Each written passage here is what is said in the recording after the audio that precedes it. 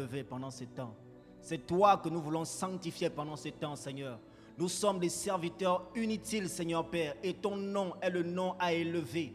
Ton nom est le nom à magnifier. Ton nom est le nom à exalter. Nous voulons, avec un cœur de serviteur, t'élever, t'adorer, te magnifier, parce que tu es le maître de tout. Tout a été fait par toi, et nous sommes, Seigneur, le fruit, Seigneur, de ton œuvre. Voilà pourquoi nous voulons t'adorer, te bénir. Oh, alléluia. Alléluia. Que le Seigneur soit béni, que le Seigneur soit glorifié. Donc nous sommes là ce soir par la grâce du Seigneur pour davantage partager la parole. Voilà. Être autour du pain de vie, la manne d'en haut. Le Seigneur a dit, vous n'avez pas reçu le réel pain d'en haut. Parce que les Hébreux ont mangé le pain, mais ils sont morts. Oh, alléluia. Le pain de Machia donne la vie. Il restaure l'âme, il restaure les os, il restaure la vision, il restaure la force. Le pain céleste, le pain venu du ciel. Alléluia. Le pain sans levain. C'est lui que nous voulons annoncer. C'est lui que nous voulons parler. C'est de lui que nous voulons parler. La Bible dit que les Écritures parlent de lui. Il est l'Aleph et le Tav. Il est le commencement et la fin. Il est celui qui règne depuis les âges. Il est celui qui marche dans les âges. La seule star, l'étoile qui brille le matin, c'est une étoile particulière. Oh, alléluia. Oui, nous voulons partager ça, mais avant, nous voulons élever le nom de Machia. Les océans le reconnaissent, les vents le connaissent, le soleil le connaît, la terre le connaît, l'univers le connaît. Shalomo a dit, Shalomo, le fils de David, a dit, je te fais un temple, mais je sais que les cieux de cieux ne peuvent te contenir. Alléluia. Oh, il est glorieux. Il est glorieux. Que le Seigneur soit béni pour ces temps. Et nous sommes là ce soir pour parler de lui, frères et sœurs. Pour parler de notre maître. Un jour, nous le verrons. Je vais te dire, mon frère, ma sœur, nous voulons nous rappeler cela. Un jour, nous le verrons. Un jour, nous allons toucher sa pomme. Un jour, nous allons voir le maître. Celui que tu as servi avec tant de larmes et de peine. Celui que tu as annoncé avec force. Celui que tu as chanté dans ta maison. Celui pour qui tu es combattu. Celui pour qui tu supportes des injustices. Celui pour qui tu peux falsifier des papiers, faire tellement de choses, mais tu te retiens. Parce que l'amour de son nom déborde dans ton cœur. Un jour, nous le verrons. Un jour, nous le verrons tel qu'il est. Un jour, nous allons parler avec lui. Un jour, nous allons le saluer, s'asseoir sur ses cuisses. Un jour, nous allons toucher ses cheveux. Alléluia. Nous allons voir ses yeux aux flammes de feu. Nous allons voir la beauté personnifiée. La Bible dit que Yeshua est venu sur la terre. Il n'avait pas d'aspect qui attire le regard. Il était méprisé, humilié. Mais Yeshua que nous allons voir, c'est la beauté personnifiée. Tous les regards sont sur lui. Là, ce sera plus la couronne d'épines. Mais la Bible dit qu'il a une couronne qui a des diadèmes. Et le pan de sa robe remplit le temple. J'imagine son sourire. J'imagine son regard. J'imagine son toucher. J'imagine son bonjour. J'imagine sa paix, frères et sœurs. Ah, de qui allons-nous parler? Qui allons-nous présenter? Qui est la solution, le remède? Oh, une parenthèse. Sarkozy, on a demandé dernièrement à Sarkozy. Quel est l'homme que tu aimerais rencontrer et poser des questions? Sarkozy a dit très sincèrement, la personne que j'aimerais voir et m'asseoir sur une table, c'est Jésus. Parce que il dit, il y a des hommes qui sont venus, mais sa popularité est supérieure à tous les hommes. Jusqu'alors, on parle de lui. J'aimerais poser la question à Jésus de savoir comment il a fait, qu'est-ce qu'il a fait. Frère, Yeshua Hamashiach, sans YouTube, sans médias, sans Internet, sans réseau téléphonique, sa renommée a pris de l'ampleur. Voilà pourquoi on comprend quand Yahweh a dit à Abraham, je rendrai ton nom grand. Frère, il ne comptait pas sur les médias. Il ne comptait pas sur les réseaux. Il comptait sur lui-même. Alléluia. Oh Père, nous allons le voir. La Bible dit que tout œil le verra. Tout œil le verra. Quelle grâce pour l'Église. Parce que nous ne le verrons pas dans une condition de jugement, mais dans une condition de face à face avec l'époux. Ce sera la rencontre d'un cœur avec un cœur. Ce sera la rencontre de deux êtres qui se sont aimés. Ce sera la rencontre, alléluia, de deux êtres qui ont passé du temps à vivre une intimité, peut-être de manière invisible. Mais ce jour, ce sera la rencontre visible. Voilà pourquoi ne baissons pas les bras. Ne lâchons pas prise. Voilà pourquoi redoublons d'efforts dans le zèle, dans le travail. Voilà pourquoi persévérons malgré les combats.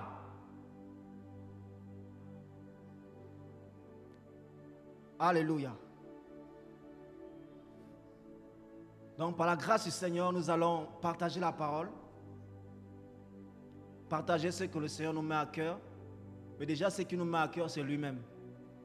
C'est lui seul. C'est la star. Les psaumes. Il était choqué, c'est une façon de parler, de voir que les pharisiens n'arrivaient pas à le reconnaître.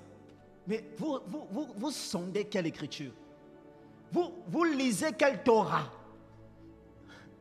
Parce que cette Torah parle de moi. Il dit, mais vous arrivez même à discerner les cieux. Mais une évidence comme le Fils de Yahweh qui est parmi vous, vous ne voyez pas. Oh Seigneur, garde-nous. Garde-nous.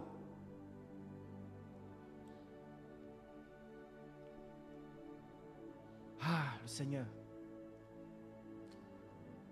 Et ce soir, nous allons partager par la grâce du Seigneur. Donc, nous allons prendre Marc chapitre 4, à partir du premier verset.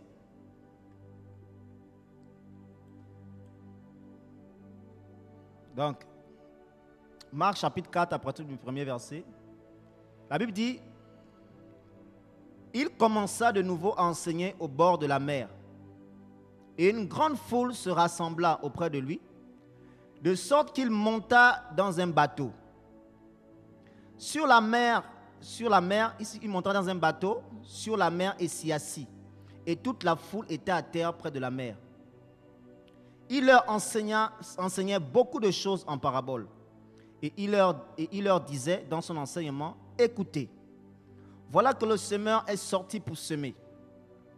Et il arriva qu'en semant, la semence tomba en effet à côté de la voie, et les oiseaux du ciel vinrent et la mangèrent. Mais une autre tomba dans un endroit pierreux, où elle n'avait pas beaucoup de terre, et elle leva immédiatement parce qu'elle n'entrait pas profondément dans la terre. Mais quand le soleil parut, elle fut brûlée par la chaleur, et parce qu'elle n'a pas de racines, elle sécha. Une autre tomba parmi les épines, et les épines montèrent et l'étouffèrent, et elle ne donna pas de fruits. Une autre tomba dans la bonne terre et donna du fruit montant et croissant. L'un porta 30, un autre 60 et un autre 100. Il leur disait que celui qui a des oreilles pour entendre, qu'il entende. Alléluia. C'est une parabole qu'on connaît tous, la parabole du semeur. Et Yeshua va, n'est-ce pas, commencer à partager la parole. Et il se trouve qu'en partageant la parole, il va avoir une foule.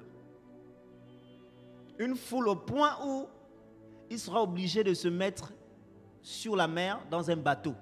C'est terrible. Et il y avait une foule, il y avait pas mal de personnes, toutes sortes de personnes. Et là, le maître va s'asseoir sur, n'est-ce pas, ce bateau. Et la Bible dit au verset 2 que il leur enseignait beaucoup de choses, des choses en parabole. Et il disait dans son enseignement, écoutez, voilà que le semeur sortit pour s'aimer. Le maître commence par écouter. Shama en hébreu. Shema. C'est-à-dire que cette foule qui n'avait pas de vision, le Seigneur attire leur attention. Écoutez, point d'exclamation. C'est-à-dire que malgré les problèmes, il faut écouter. Malgré les besoins, il faut écouter. Malgré tout ce que tu peux vivre sur cette terre, écoute.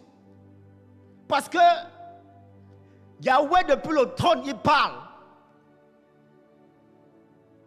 Shema. Oui, tu as des problèmes. Oui, tu as des difficultés, mais écoute. Alléluia. Parce que la parole est la vie. Tu ne peux pas négliger la parole à cause de tes problèmes, à cause de tes besoins. La parole est la vie. Mes paroles sont esprit et vie. Alléluia. Voilà pourquoi, écoute. Shema Israël, Adonai Eloheinu. Frère, le Seigneur a besoin qu'on écoute, qu'on soit attentif. Cette écoute-là, ça attire, ça dit que ton attention doit être sur le Mashiach. Tu dois être focalisé sur lui, sur ce qu'il dit. Alléluia. Voilà que le semeur sortit pour s'aimer. Et il arriva qu'en semant, la semence tomba en effet à côté de la voie, et les oiseaux du ciel vinrent et la mangèrent. On va aller étape par étape, par la grâce du Seigneur. Et je vous assure que j'ai souvent médité cette parabole, mais il y a tellement de choses, on a de quoi écouter. Et je disais au Seigneur que si je m'ennuie dans la méditation, dans la parole du Seigneur, il y a un problème. Soit il y a l'orgueil, il y a la suffisance, soit je suis devenu aveugle, satisfait. Et celui qui est rassasié foule au pied des rayons de miel. On ne peut pas s'ennuyer devant la Torah de Yahweh. Non. Alléluia. Je disais que j'ai souvent médité ce passage et en méditant ce passage, c'est d'autres choses que le Seigneur en parlait. C'est d'autres choses que le Seigneur disait. Dans cette parabole, le Seigneur parle de 4 terres. Il parle de 4 terrains. Et dans le premier terrain, on nous fait comprendre que c'était une voie. Le deuxième terrain, le deuxième cœur, parce qu'il va donner l'explication de la parabole, il va dire que ces terrains où les semences sont tombées, ce sont des hommes, ce sont des cœurs en fait. Donc, le Seigneur nous présente 4 états de cœur, 4 cœurs différents. 4 cœurs qui reçoivent la parole. 4 cœurs. Et ce soir, j'aimerais attirer notre attention sur un aspect. C'est que vous allez voir que sur ces terrains-là, il y a une forme de croissance, il y a une forme d'évolution. C'est-à-dire que dans les terrains, c'est vrai que c'est 4 terres, mais il y a une certaine évolution que le Seigneur, qui est comme cachée. Dans le premier terrain, le Seigneur dit que la semence est tombée sur la voie. Voilà, la semence est tombée sur la voie et les oiseaux vinrent et mangèrent la semence. Au verset 5, il dit, mais une autre tomba dans un endroit pierreux où il n'avait pas beaucoup de terre. Et elle leva immédiatement parce qu'elle n'entrait pas profondément dans la terre. Mais quand le soleil parut, elle fut brûlée par la chaleur parce qu'elle n'était pas enracinée et elle sécha. Voilà. Une autre tomba parmi les épines et les épines montèrent et l'étouffèrent et elle ne donna pas de fruits. Vous allez voir que la première terre, la semence a été semée et aussitôt les oiseaux du ciel ont mangé. Aussitôt. Le deuxième terrain, la semence est tombée, mais la semence a quand même levé. Il y a eu la germination. C'est là où il y a quand même une forme d'évolution. La première terre, pas de germination. La deuxième terre, la semence va lever, mais faute de racines, elle va mourir. La troisième terre, elle va arriver jusqu'à un niveau, elle était presque au fruit. C'est-à-dire qu'elle a été semée, elle a levé, mais elle était déjà au niveau du fruit, sauf que les épines sont venues et l'ont étouffée. Donc vous voyez qu'il y a une certaine évolution. Et la quatrième terre, elle a porté des fruits, 30, 60 et 100. La parabole nous présente aussi une forme de croissance spirituelle. Il y a une forme de croissance. Et le Seigneur montre que dans cette croissance-là, il y a des obstacles qui ont fait en sorte que la sémence ne croisse pas. Déjà, il y a deux choses. Pour la première terre, on voit, n'est-ce pas, l'état du sol. On voit la qualité du sol. Et on voit qu'il y avait des oiseaux qui sont venus attaquer la semence.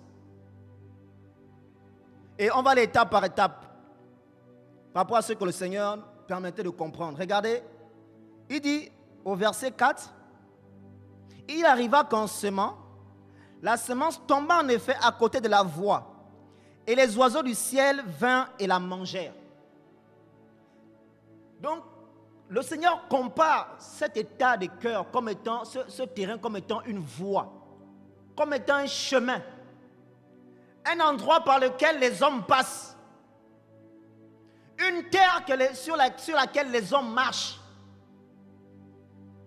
Alléluia. Et c'est là où la semence est tombée. Donc ce type de cœur-là, c'est un cœur où tout le monde passe. Hein? Où les gens, n'est-ce pas, marchent dessus. Toute forme de personne, peu importe la personne, c'est une voie, c'est un chemin. Tout le monde a accès à cela. Et quand, n'est-ce pas, les hommes marchent sur un terrain, la terre s'endurcit.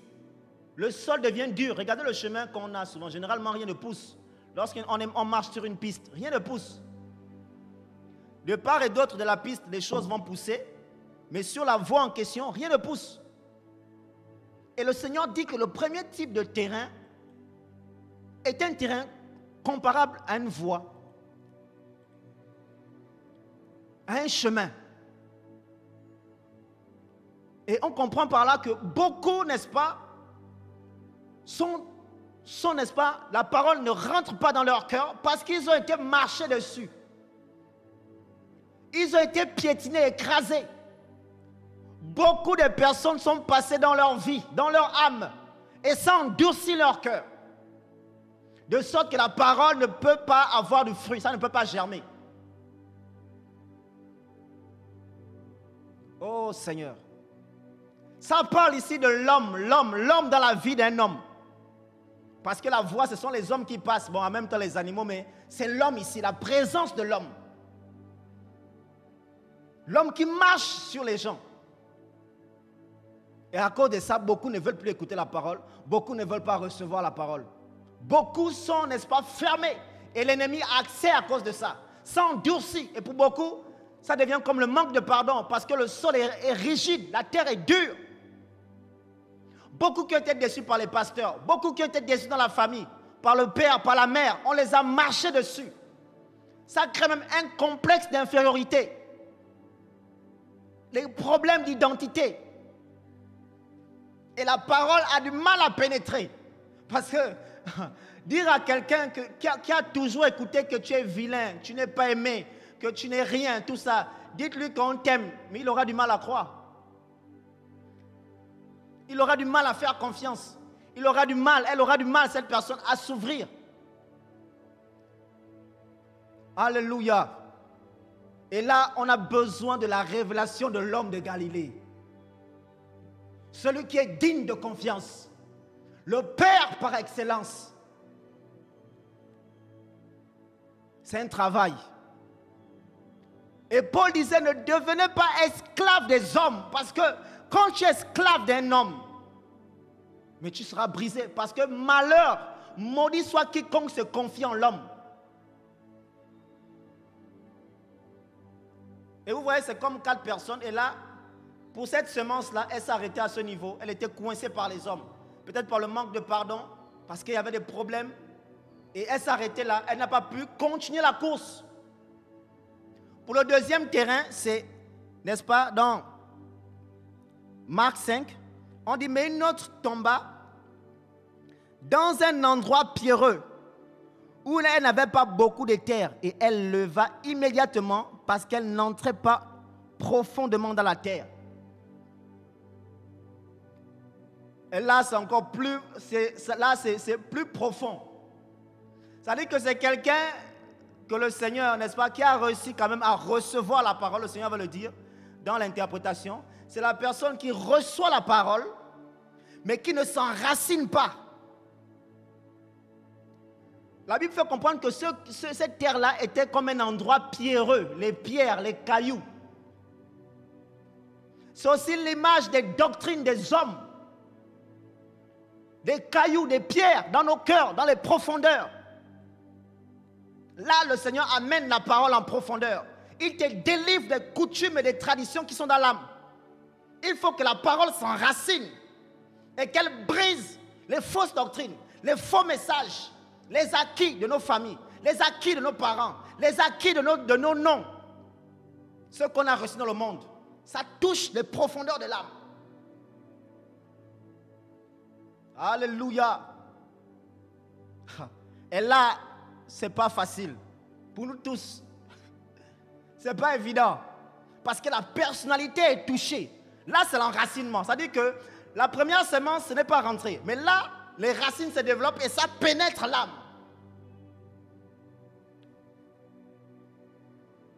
C'est là où on dit accrochons-nous.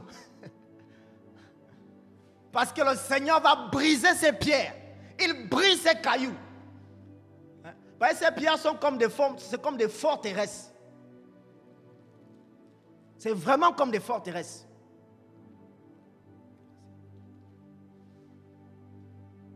Ah Seigneur, vous avez vu toutes les doctrines qu'on a reçues, la dot, toutes ces choses-là. Mais c'est des forteresses. Ça touche l'âme, ça touche la personnalité.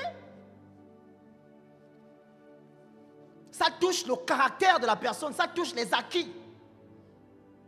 Ça touche l'identité.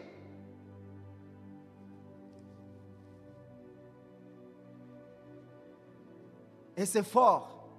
C'est pas évident. Et il y a une chose que le Seigneur m'a amené à comprendre. Il y a une chose que le Seigneur m'a amené à voir. C'est que dans ce passage en question, vous allez voir que la Bible fait comprendre que il dit que dès que, n'est-ce pas, le soleil parut, cette semence-là fut brûlée par le feu. J'ai dit, Seigneur, mais comment ça? Comment il dit? Au verset 6, mais quand le soleil parut, elle fut brûlée par la chaleur et parce qu'elle n'a pas de racines, elle sécha. Il faut souligner que pour que la semence atteigne ce niveau-là, pour qu'elle lève même, pour qu'elle soit à un certain niveau, ce n'est pas en un jour. Ça ne se passe pas en un jour.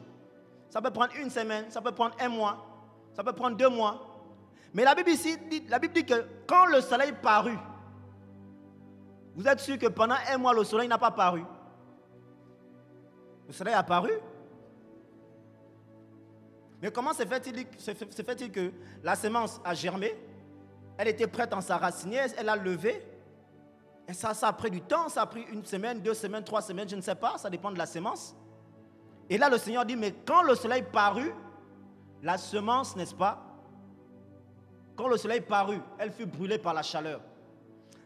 Ça dit que le Seigneur me disait qu'à ce niveau-là, le Seigneur voulait mettre l'accent sur le baptême de feu. Là, c'est l'épreuve. Parce que le soleil a toujours paru, le soleil normal. En 1 semaine, le soleil se lève, il se couche. Le soleil paraît, il disparaît en 1 semaine. Mais si le Seigneur met l'accent, c'est pour montrer que dans la marche, il y a des jours mauvais.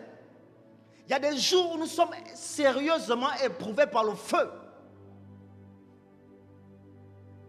Le Seigneur éprouve notre enracinement. Il y a des combats qu'il permet juste pour éprouver ton enracinement. Ça veut dire que tu vas pleurer, tu vas chercher. Le Seigneur permet ça pour voir ton niveau de racine. Oh, c'est le diable, c'est les démons. Non, attends d'abord. C'est vrai, ça peut être les démons, ça peut être le diable, mais ça peut être des démons que le Seigneur a permis pour voir ton degré d'enracinement. Parce que le Seigneur forme, il fait croître avec des bonnes bases. Alléluia. Vraiment, le but, ce n'est pas de parler de la croissance spirituelle. On part quelque part. On va s'arrêter quelque part pour partager réellement ce que le Seigneur mettait dans mon cœur. Et que le Père nous aide. Vous voyez la troisième terre, voilà pourquoi je survole, je ne vais pas m'attarder dessus. La troisième terre, c'est une autre terre qui tomba parmi les épines. Et les épines montèrent et l'étouffèrent, et elle ne donna pas de fruits. Et vous allez voir que le Seigneur touche un aspect qui m'a aussi marqué. C'est-à-dire que le Père nous aide à ne pas survoler les choses. Il dit que la troisième terre est tombée parmi les épines. Et les épines montèrent et l'étouffèrent. Juste préciser que de la deuxième terre à la troisième terre, ce n'est pas une durée de 2 jours. Parce que la deuxième terre était à lever. Elle était dans l'étape où elle devait s'enraciner. Et la troisième terre était à l'étape où elle devait porter du fruit. Mais pour arriver là, pour certaines plantes, c'est des années. Parce que le travail de déracinement des pierres qui sont dans l'âme, parce que la deuxième terre, c'était les endroits pierreux. On a tellement reçu des choses. Le Seigneur a pris pour Moïse 40 ans pour le former, pour le déraciner. Que le Père nous aide. Que le Père nous aide à être patient avec nous-mêmes. En toutes choses. Patient. Parce que le Père prend son temps. Et vous allez voir que pour toute personne qui plante, il a un objectif, c'est le fruit. C'est le fruit. Maintenant, pour que l'arbre puisse porter du fruit, il y a un sérieux développement de la plante. Il faut un certain calibre du cep. Parce que le cep doit porter le fruit. Et ça pèse, le fruit pèse. Ça a beaucoup d'eau, ça a beaucoup de jus, c'est sucré. Ça pèse le fruit. Et il faut que, n'est-ce pas, le cep et les sarments, les feuilles soient bien développées. Que malgré les vents qui vont venir, l'arbre, n'est-ce pas, soit capable de supporter le poids des fruits.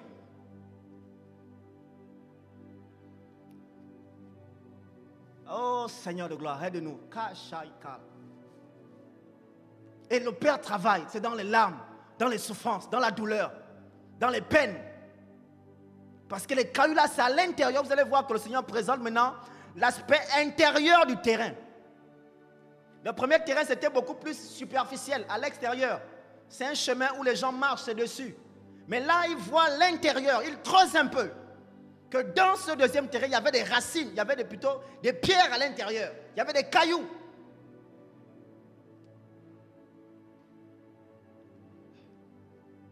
Alléluia. Oh Seigneur, aide-nous. Et ça prend du temps. Le Père enlève caillou par caillou. Vous allez voir dans Philippiens, quand Paul, n'est-ce pas, cite tout ce qu'il était, selon la loi, pharisien, hébreu, né d'hébreu, benjaminite, tout ça là, il cite. Après c'est tombé. Alléluia. Il y a des titres que le monde nous donne là, frère. Des titres, Yeshua, que le monde nous donne, c'est terrible. Oh, je suis fils de telle ethnie, je suis ça, je suis. Et à un moment donné, c'est un frein. C'est un frein. Mais le Père est fidèle. Parce que, vous savez, le Seigneur a de l'intérêt. C'est-à-dire que quand il a semé dans ta vie la parole, il ne va pas te lâcher tant qu'il ne voit pas le fruit. Voilà pourquoi, malgré les combats que tu peux vivre, tu as l'impression que tu es retenu. Parce que Yahweh ne jette pas la semence en vain.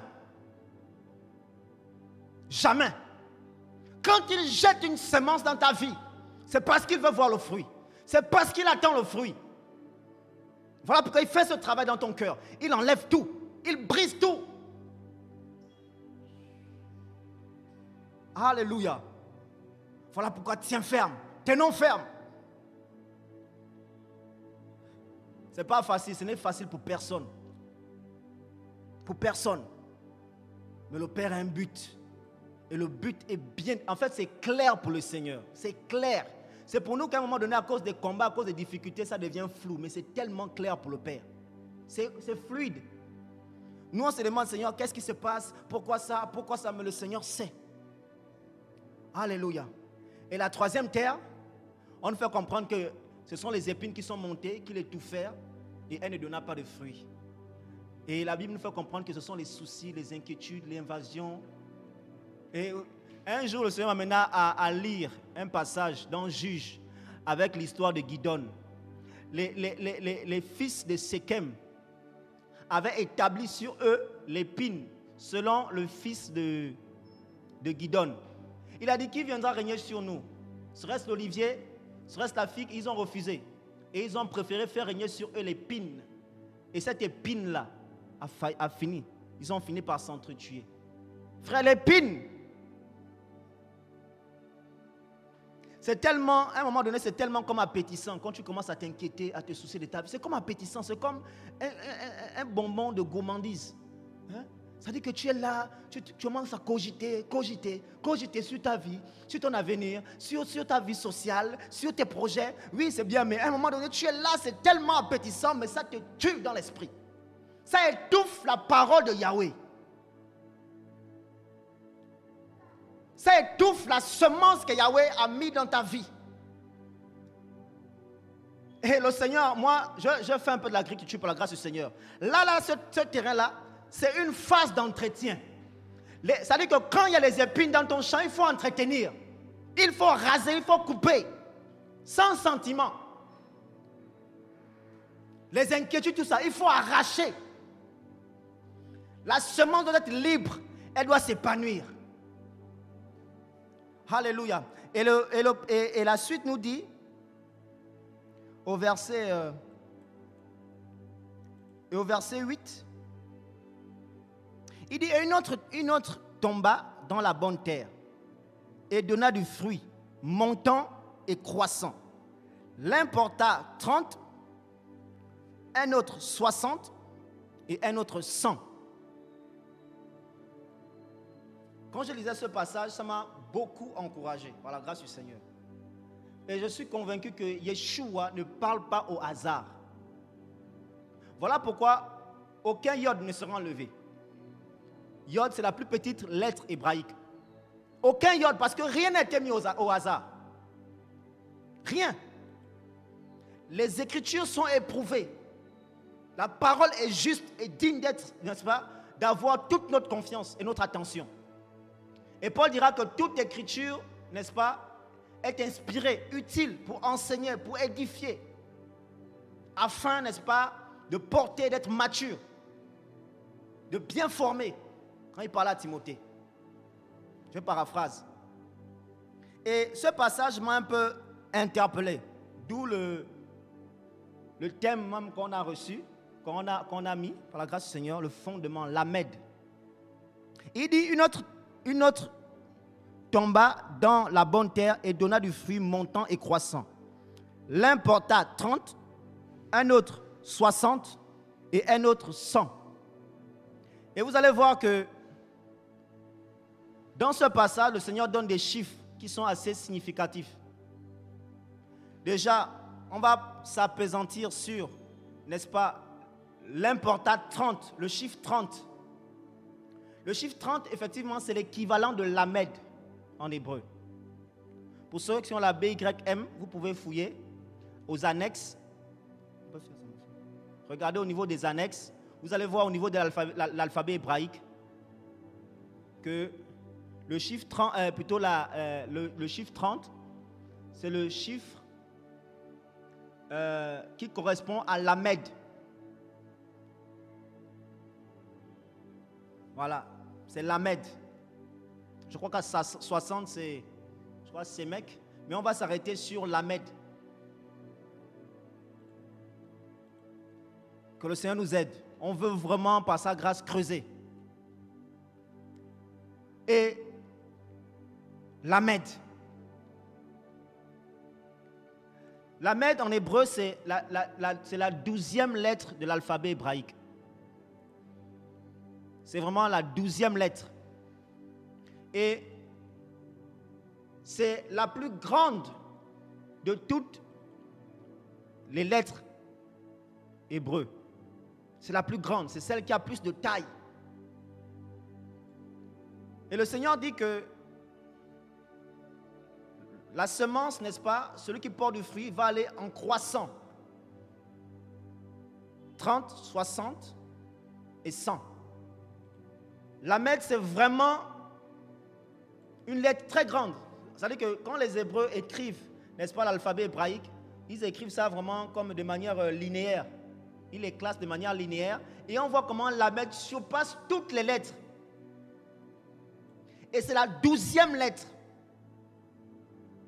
Or, 12 nous parle du fondement. 12 nous parle du fondement. Le Seigneur a pris 12 apôtres pour en faire, n'est-ce pas, le fondement. Alléluia.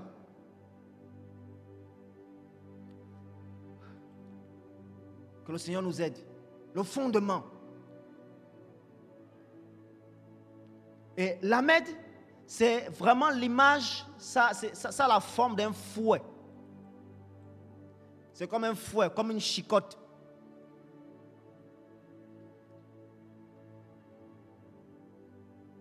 Ça permet de corriger, de sanctionner, de recadrer. Pour porter du fruit, frère, que le Seigneur nous aide. Que le Seigneur nous donne des cœurs pour supporter. Vraiment que le Père nous donne des âmes qui soient disposées.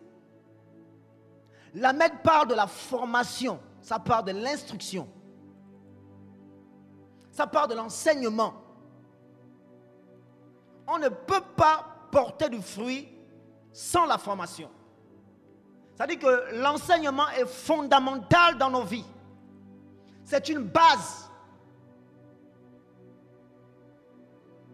Voilà pourquoi un jour j'étais en prière, je disais, Seigneur, restaure l'enseignement dans les assemblées, l'enseignement véritable, l'enseignement pur. Derrière Lamed, on voit aussi le côté maître. C'est vraiment le maître et l'élève, le discipolat. C'est très important. C'est très important. Et le Seigneur a placé, n'est-ce pas, je crois que c'est le Seigneur par sa grâce, cette lettre-là comme étant à la 12e place pour montrer son caractère fondamental. Pour montrer sa place primordiale. C'est-à-dire que c'est la base. La Bible dit dans Proverbe que instruit l'enfant à l'entrée de sa voie et lorsqu'il sera vieux, il ne s'en détournera pas. Hein, mon frère? Dans Proverbe, on va chercher ce passage.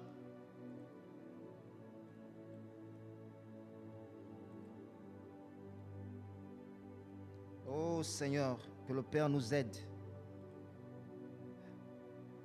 Vraiment, dans la pensée de Marc 4, il y a vraiment aussi l'arrière-plan de la croissance spirituelle. Et le Seigneur donne certaines choses comme ça pour nous aider à croître, pour nous aider à grandir.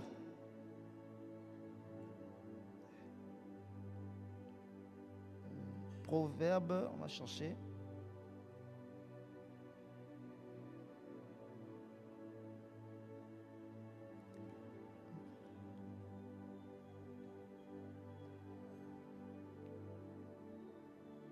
Oh Yahweh, ta grâce.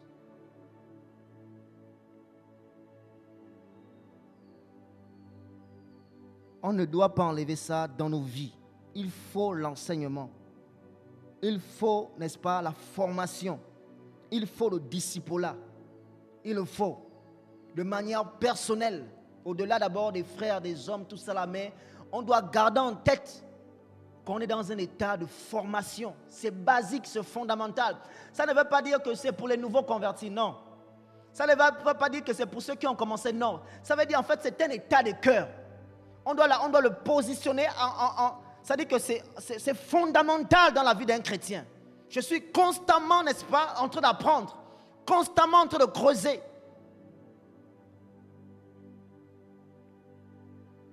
C'est ça. Parce que si, n'est-ce pas, on positionne ça aussi du genre que, bon, c'est le fondement, bon, l'enseignement, c'est pour les nouveaux convertis, ce sont eux qui ont besoin de ça. Non, c'est pas ça en fait, c'est pas ça la pensée.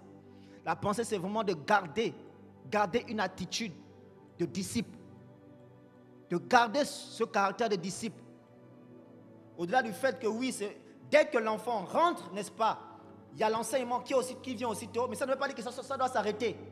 Parce que Pétros dit que désirer comme des enfants nouveau-nés le lait. Il ne dit pas que les nouveaux convertis désirent ça, il dit désirer. Ça veut dire que tous les saints, on doit aimer la formation. Voilà, donc Proverbes chapitre 2. Proverbes chapitre 20 à partir du verset 6. Entraîne le jeune homme à l'entrée de sa voie. Même quand il sera vieux, il ne s'en détournera pas. Voilà. Ici, on parle d'entraîner. D'autres versions parlent d'enseigner ou d'instruire l'enfant à l'entrée de sa voie. C'est-à-dire que dès le bas âge, il ne faut pas attendre qu'il soit grand. Non, à l'entrée. C'est pour montrer la place première que ça. La place fondamentale que ça. Un jour, le Seigneur m'enseignait sur le désordre. Et il m'expliquait que le désordre, c'est un manque de formation en fait. Parce que lorsqu'on ne connaît pas ce qu'on fait, on fait le désordre. Quand tu veux construire une maison, si tu ne connais pas construire une maison, si tu n'as pas été formé à construire une maison, tu fais le désordre. Lorsque tu veux faire un métier, si tu n'as pas été formé, enseigné à faire ce métier, ça fait le désordre. Or, Elohim n'est pas un Elohim de désordre. Donc, Elohim forme. Elohim fait former. Elohim enseigne. Elohim corrige. Elohim recadre. Elohim redresse. Il forme ses disciples. Alléluia. Que le Seigneur nous aide. C'est fondamental. Et Lamed étant, n'est-ce pas, la lettre la plus élevée, ça veut dire que c'est l'enseignement qui fait croître. Paul dit à Timothée, il dit, donne-toi tout entier à elle, pour que tes progrès soient évidents. Tu ne peux pas, n'est-ce pas, être plongé dans la formation de Yahweh et rester le même. Ce n'est pas possible. Ce n'est pas possible.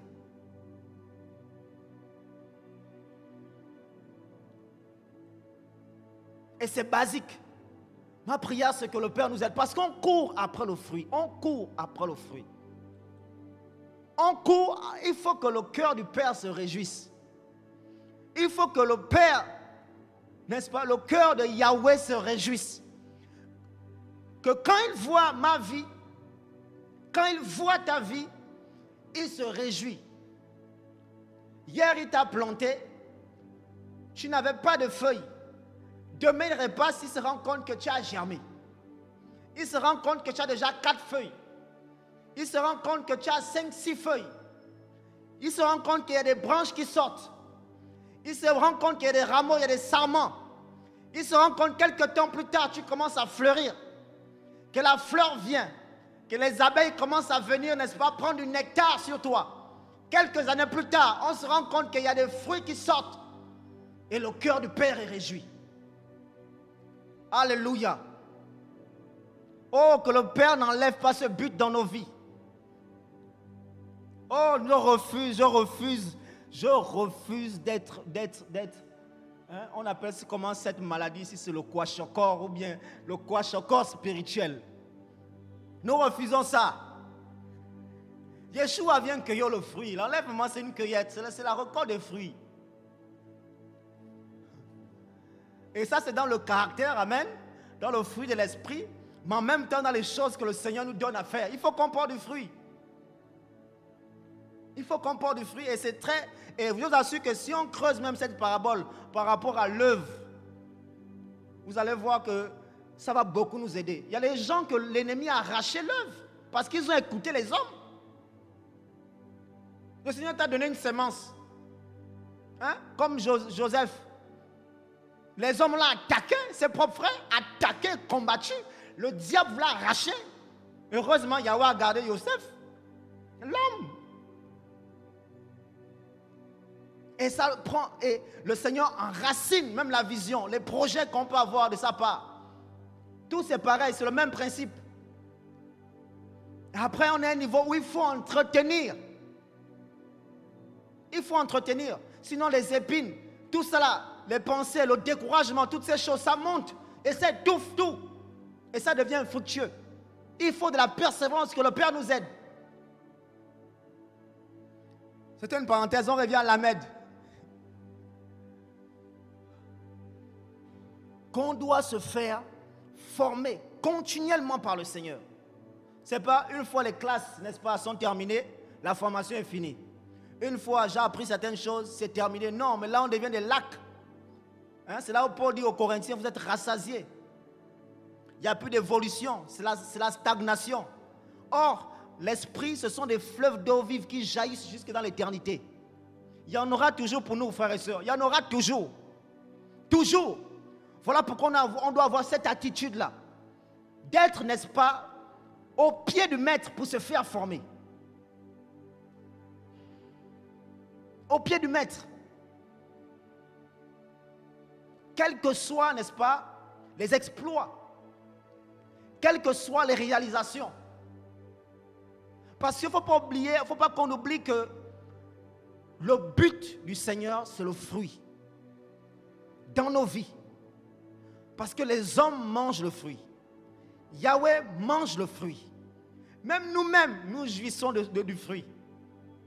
La Bible dit que l'homme bon récolte du bon fruit qui vient de son cœur. Nous-mêmes, on en mange. Quelqu'un, n'est-ce pas, qui a tout le temps de mauvais fruits, mais il va se détester. Pendant 15 ans, c'est la même réprimande sur ta vie. Pendant 15 ans, mais tu vas déprimer. Alors que toi-même, quand tu vois que, il y a de l'évolution, il y a du progrès. J'avance par la grâce du Seigneur. Je change par la grâce du Seigneur. Dans l'œuvre que je fais, je vois Yahweh, n'est-ce pas, qui fait, n'est-ce pas, croître l'œuvre par la grâce du Seigneur. Mon caractère change par la grâce du Seigneur. Ça réjouit le cœur, même toi-même tu es encouragé. Et pour ça, il y a un travail. Pour ça, il y a un prix. Et c'est la formation. C'est l'enseignement. C'est l'instruction. Regardez ce que le Seigneur montre dans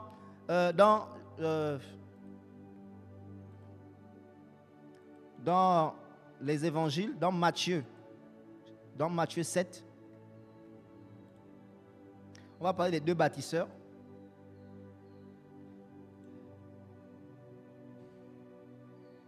Oh Seigneur. Ça non? Matthieu 7. C'est ça?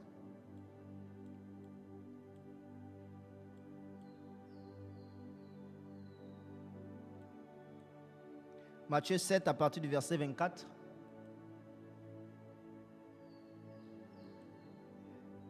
Il dit, c'est pourquoi quiconque entend de moi ces paroles et les met en pratique, je le comparerai à un homme prudent qui a bâti sa maison sur le rocher.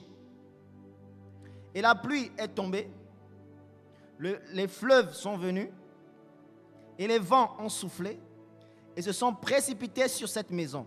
Et elle n'est pas tombée, parce qu'elle était fondée sur le rocher. Mais quiconque entend de moi ces paroles et ne les met pas en pratique, sera semblable à un homme insensé qui a bâti sa maison sur le sable. Et la pluie est tombée, et les fleuves sont venus, oh merci Saint-Esprit, ont soufflé et se sont abattus contre cette maison. Et elle est tombée et sa ruine a été grande. Or, une parenthèse, pardon, le Seigneur me... Regardez quelque chose. Vous savez, le fondement, c'est comme la racine. Le fondement, c'est la racine, c'est la base. Maintenant, le Seigneur, pendant que je partage, il me dit, est-ce que c'est parce qu'un arbre a déjà 50 ans que ses racines ne lui servent plus? Est-ce que c'est parce que l'arbre a déjà un certain niveau que ses racines ne lui servent plus? Pas du tout. Au contraire. Plus l'arbre grandit, plus ses racines se développent, plus, n'est-ce pas, ses racines prennent de l'ampleur, plus ses racines grossissent et donc puisent plus, n'est-ce pas, de ressources. Ça veut dire quoi? Ça veut dire que plus on grandit, plus on doit redoubler dans n'est-ce pas, la formation, dans le discipulat. On doit puiser davantage. Alléluia. On doit aller plus en profondeur. Parce que ce n'est pas parce que la racine ne sert pas seulement à la germination, à l'enracinement pendant un temps, juste pour... Non. C'est-à-dire que pendant toute la vie, n'est-ce pas, de la racine, de la plante, la racine est importante. Job va même dire une chose. Il dit, dans, je crois, Job 28, verset 14, il dit, ma vie n'est pas comme un arbre. Parce que l'arbre, lorsque, n'est-ce pas, on le coupe, si ses racines restent, et que ces racines en question sont en contact avec de l'eau, l'arbre va revenir. Ça veut dire qu'il y aura une régénération. Il y aura des germes. Ça veut dire que la racine est la base de nos vies. Est la base de l'arbre. Si tu as si j'ai une mauvaise racine, si ta racine ce sont les hommes, si ta racine c'est l'argent, si ta racine ce sont les biens de ce monde, mais tu vas périr. Mais si ta racine c'est le rejeton de David, la source intarissable, Yeshua Mashiach, celui qui ne périt jamais, il a dit, celui qui croit en moi vivra même s'il meurt.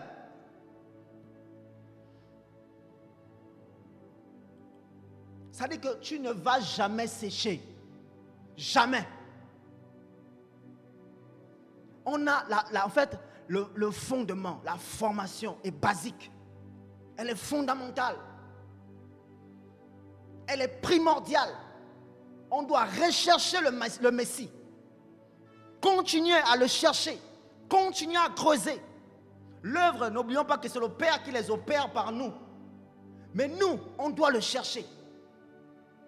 On doit chercher le maître en profondeur. Creuser davantage. Regarde dans la parole de Matthieu 7, il dit, c'est pourquoi quiconque entend de moi ces paroles et les met en pratique, je le comparerai à un homme prudent qui a bâti sa maison sur le rocher, et la pluie est tombée, et les fleuves sont venus, et les vents ont soufflé, et se sont précipités sur cette maison, et elle n'est pas tombée, parce qu'elle était fondée sur le rocher. La racine. C'est ça, c'est cette racine qui nous rend inébranlables. Inébranlables. Ici, le Seigneur nous montre que toutes les épreuves sont passées. Oh, alléluia. Toutes les épreuves sont passées. La maison est restée stable. Et vous voyez que le Seigneur nous dit que le rocher est là depuis. Mais il faut que le bâtisseur ait en tête de trouver le rocher. Il en va de la responsabilité du bâtisseur d'aller dans les profondeurs pour trouver le rocher. Parce que le rocher ne monte pas. Il ne va pas venir vers toi. C'est toi qui dois aller chercher le rocher. Pour stabiliser, n'est-ce pas, ta maison. Pour stabiliser ton édifice. Et le rocher, c'est dans les profondeurs. Il faut creuser, il y a des ampoules qui sortent. Mais il faut chercher. C'est ça la m'aide. Les ampoules, la souffrance, la correction, la chicotte. Et tant que tu n'as pas trouvé le rocher, on ne doit pas se fatiguer. On ne doit pas se fatiguer. Quand tu veux bâtir, quand on veut bâtir sérieusement, on doit trouver le rocher. Vous savez, il y a plusieurs rochers. Plusieurs rochers, mais nous on veut un seul rocher. Un seul. Un seul rocher peut nous garder stables. Un seul rocher peut nous rendre inébranlables. Vous voyez la deuxième terre, n'est-ce pas? La deuxième terre, il y avait des pierres dans son cœur. Il y avait des petites pierres, des pierres qui empêchaient la semence.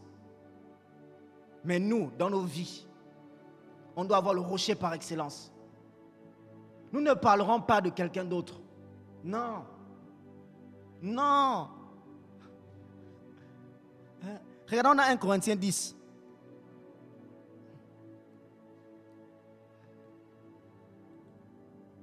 « 1 Corinthiens chapitre 10.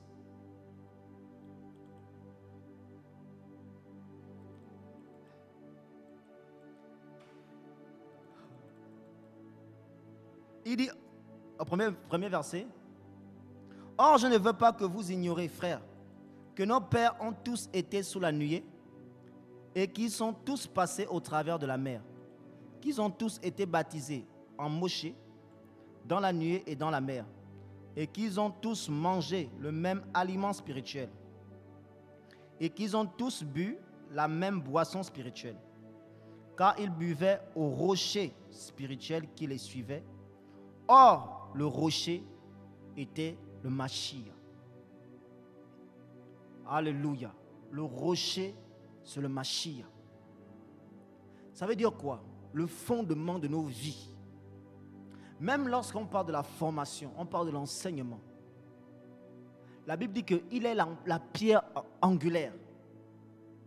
Celle que les bâtisseurs ont rejetée, mais qui est par contre la principale de l'angle.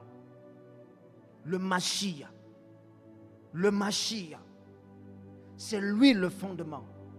C'est lui la base. Pour bâtir nos vies, on doit avoir pour fondement le Mashiach.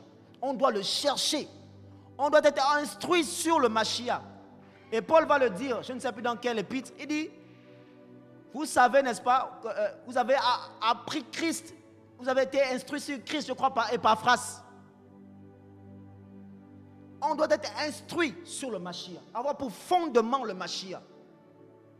Parce que ce qui nous attend devant, les vents qui arrivent, les combats qui arrivent, le Seigneur ne nous a pas caché les choses. Qu'il y a le soleil qui va paraître. Et ça va, n'est-ce pas, il y aura de la chaleur. Le Seigneur nous a tout dit. Mais il nous a aussi donné la solution.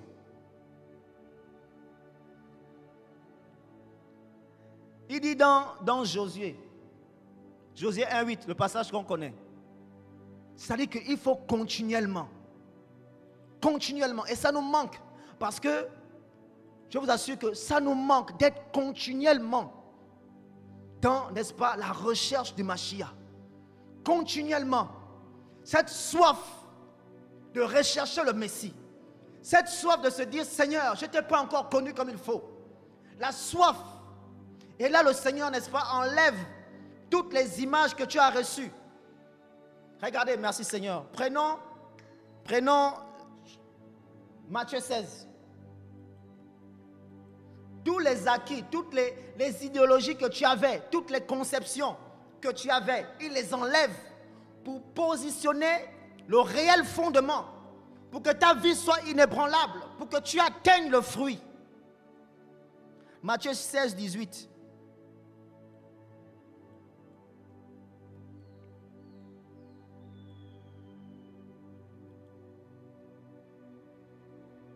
Matthieu 16, 18, il dit, et moi je te dis que tu es Pétros. On va même prendre la partie, on va monter encore.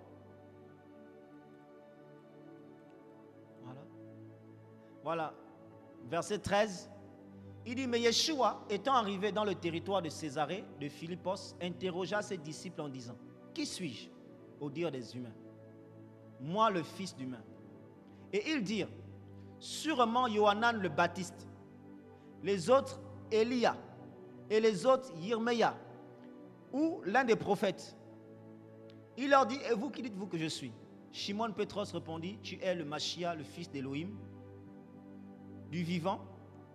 Et Yeshua lui répondit et dit, tu es béni Shimon, Bar Yona, car ce ne sont pas la chair et le sang qui t'ont révélé cela, mais c'est mon Père qui est dans les cieux. Et Ce passage quand même m'a interpellé. Ça dit que le Seigneur parle aux disciples. Il dit, qui dit-on que je suis? Les uns disent non, tu es Yohanan le Baptiste. Les autres disent que tu es Élie. Les autres disent que... Vous avez vu qu'ils avaient des images. Ils avaient des représentations. Bien que Yeshua marchait, mais les gens qui les ont étonnés, les gens qui les ont, n'est-ce pas, éblouis par leur histoire, par leur vie, étaient devenus comme un acquis, comme un voile pour la révélation du Mashiach. C'est-à-dire que le Seigneur opérait, mais eux, ils voyaient Élie. Le Seigneur opérait, mais eux, ils voyaient Yohanan le Baptiste. Ils n'avaient pas, n'est-ce pas, une révélation parfaite du Mashiach. Et c'est ça qui nous arrive. Voilà pourquoi on doit le chercher pour le connaître avec précision. Pour avoir la connaissance précise et correcte du Mashiach. De celui qu'on adore. De celui qu'on vénère. De celui vers qui on est en train de partir. De celui pour qui on souffre. De celui pour qui on s'investit. Alléluia. Et frère, il dit à Yohanan, parce que tu as reçu la révélation, tu es béni. Barak, tu es béni. Vous avez vu ces gens, ils jouissaient, n'est-ce pas, des miracles du Seigneur. Mais ils n'étaient pas bénis parce qu'ils n'avaient pas la connaissance du Mashiach. Ils n'étaient pas bénis. Être béni, ce n'est pas avoir une guérison. Oui, c'est une forme de bénédiction. Mais ils voyaient ce que les gens disaient. Tu es Élie, tu es machin, Jean-Baptiste, mais c'est quand Pétros a eu la révélation du Mashiach qui dit tu es béni. Tu es béni. Alléluia. Voilà pourquoi la révélation du Seigneur, la connaissance, on ne doit pas s'arrêter de le connaître. On ne doit pas s'arrêter.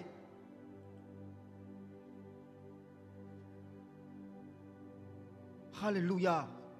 On ne doit pas s'arrêter. En fait, il est intarissable que notre soif ne s'arrête pas. Que notre faim ne s'arrête pas. Qu'on ait pour fondement dans nos vies la recherche du Seigneur, l'instruction sur le Seigneur, sur la vie du Seigneur, sur les aspects du Seigneur. Il est tellement large, il est tellement grand, il est tellement profond. Pourquoi s'arrêter? Pourquoi être satisfait? Pourquoi se suffire?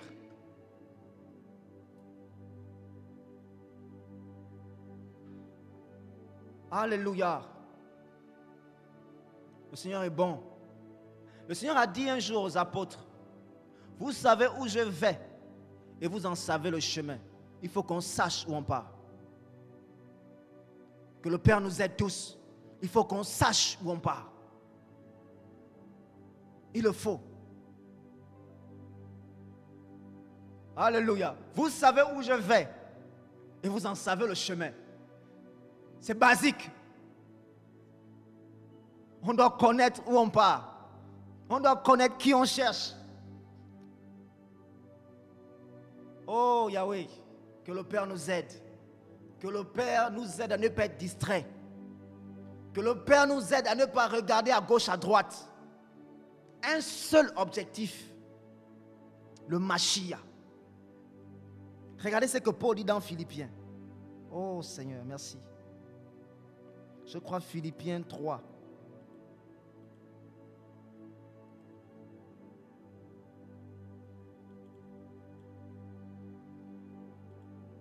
À partir du verset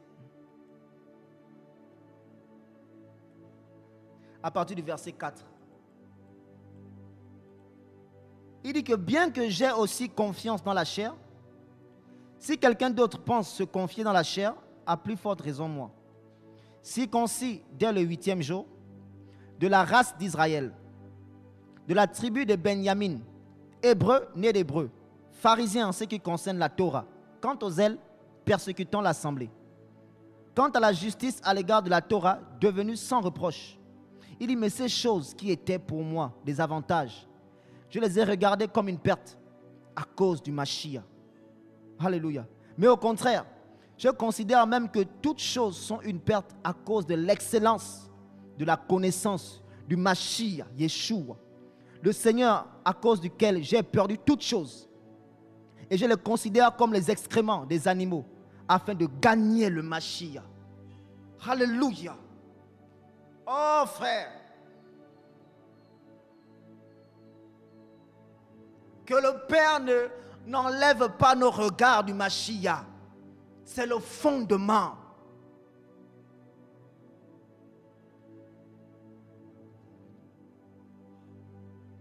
C'est la base. Alléluia. Nous voulons creuser pour le trouver. Le Seigneur nous montre que pour le trouver, il y a quand même des difficultés, il y a un prix. Il faut creuser.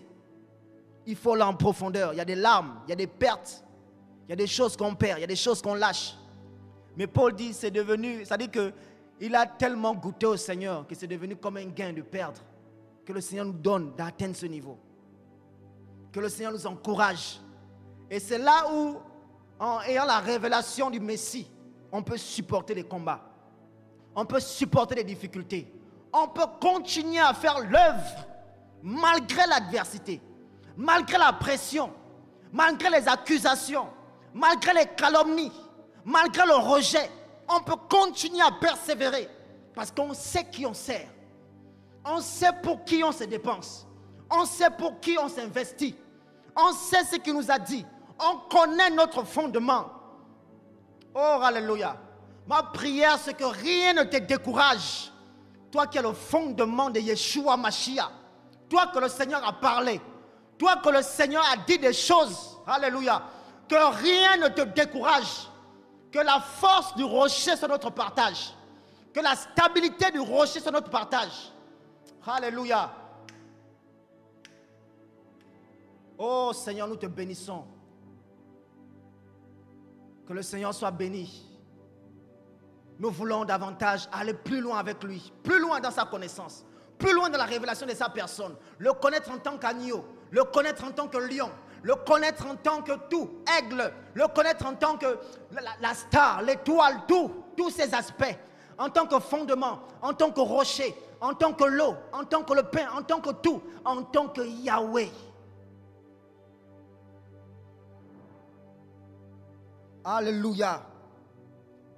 Voilà, que le Seigneur soit béni pour ce temps. C'était ces paroles que j'avais dans le cœur par la grâce du Seigneur. Et ma prière, c'est qu'on soit encouragé, on soit fortifié, qu'on ne perde pas de vue notre croissance dans la connaissance du Mashiach, notre croissance dans la glorification du Père. Il faut qu'au bout d'un temps, on porte du fruit. C'est obligatoire. C'est obligatoire. C'est obligatoire. Sinon le Père nous déracine. Sinon le Père nous coupe. Père, merci pour ta grâce. Merci pour ce temps, Papa. Ce partage est pour nous. Je m'inclus, Seigneur. Nous avons besoin de toi, Seigneur. Nous voulons t'aimer. Nous voulons te chercher sans nous arrêter. Nous ne voulons pas être rassasiés. Nous ne voulons pas nous décourager à cause des combats. Nous ne voulons pas nous décourager à cause des difficultés. Nous ne voulons pas nous décourager à cause des calomnies, à cause de ce qu'on dit de nous, à cause de tout ce qu'on peut nous faire comme traitement.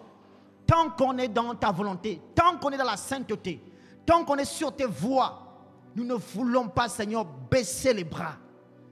Donne-nous d'aller en profondeur, malgré le rejet de la famille, malgré, n'est-ce pas, les blessures, malgré le fait qu'on nous rejette, malgré le fait qu'on nous insulte, on nous méprise dans la famille, malgré qu'on dise qu'on est des vauriens, Seigneur, nous voulons persévérer.